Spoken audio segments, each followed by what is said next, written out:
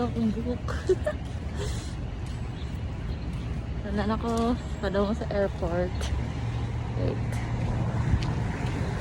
I did end. Padong mo chiko lakaw day. Thank you sa akong papa.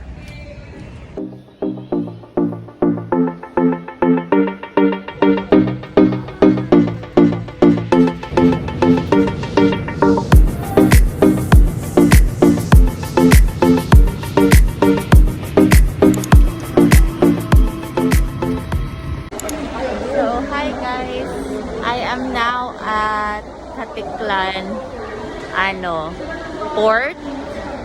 So it's pretty magulo here.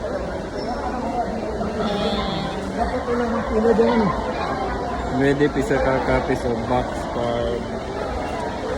So ang babayaran guys if magdi-DIY is 150 for environmental fee if you are a tourist na local.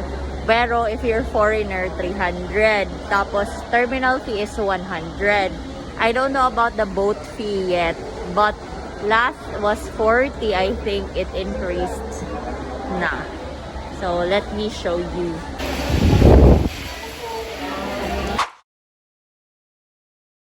So ayun, nakita niyo na yung payment, 'di ba? So the requirements pala guys is, 'di ba? You have the ODHC health declaration form, parang ganon.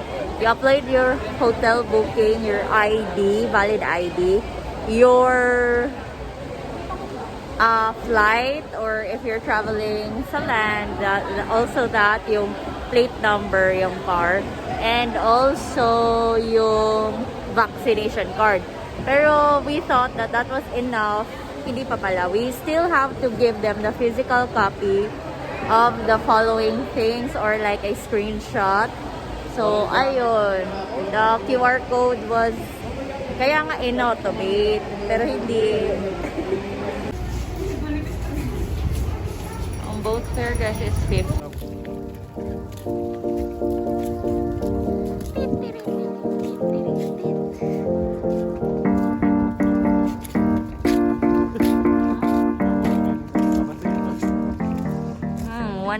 So yes, we are here in B206. So this is a parang suite room. So good for 6 siya. So ayun, it's very huge guys. As you can see, we have a full working kitchen here, gas stoves, and some utensils as well as water, ref, kettle, wow, toaster and everything. So we also have a dining set, living room set. So ayun, ito yung one room. Ito siya. So tatlo kami per room. Ito siya guys. Ayan, first room. And the second room is actually just the same. Hi. 3 Ano rooms? to? No, CR, I think. This is the bathroom, shower area.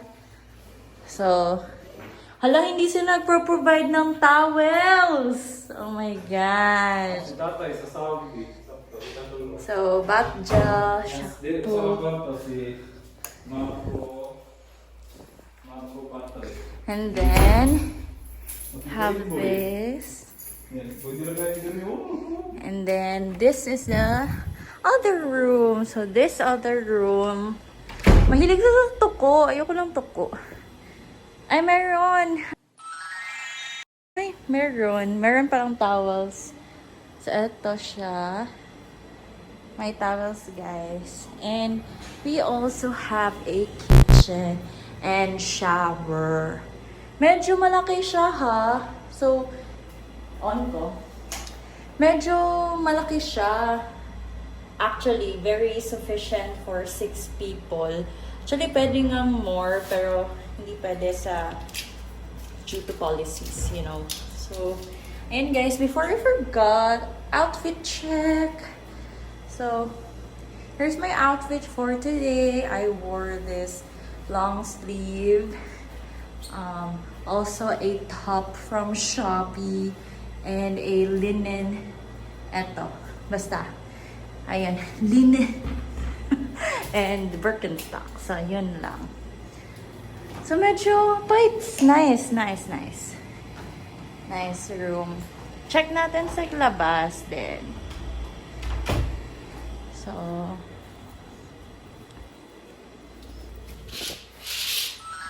wow. So, yun. Ganda, no? Paano ba ito? Ay, ganon. Ayun. So, as you can see, merong tambayan. The girls have its room. So, kami dito, girls area. And look at the view, guys. It's very pretty. I hope that it's near the beach, but you know, we can walk naman. And that's Amor Boracay Apartments or Boracay Amor Apartments. So, thanks for the video.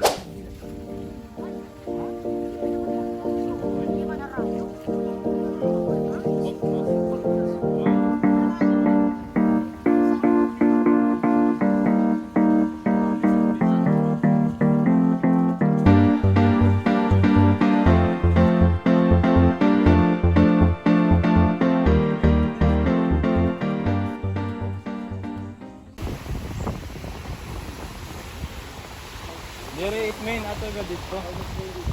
Wala na dire dol na. Ah, dol ra. Ito yung we will eat at Mama's Fish House.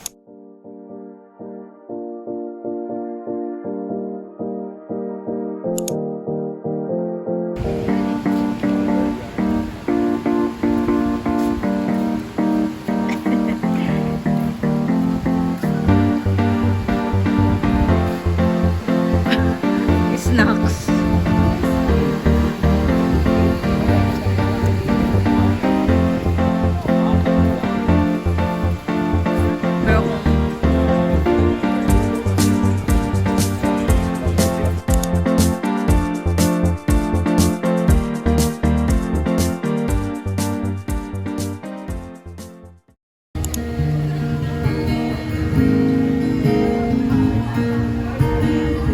Ayun, tapos na kami mag-dinner.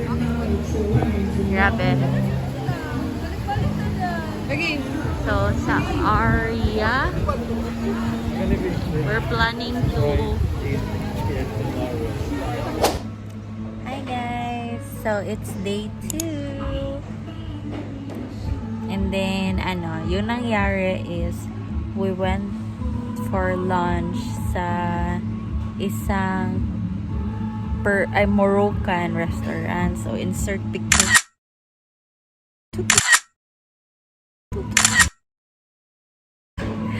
So, medyo pricey siya actually. So, ayun. Ito yung mga price point and yung initial, yung whole food na we bought. So, ayun. And right now, we are here at Lazy Dog because I have a class. So, hindi kami nakasama sa Island Hopping.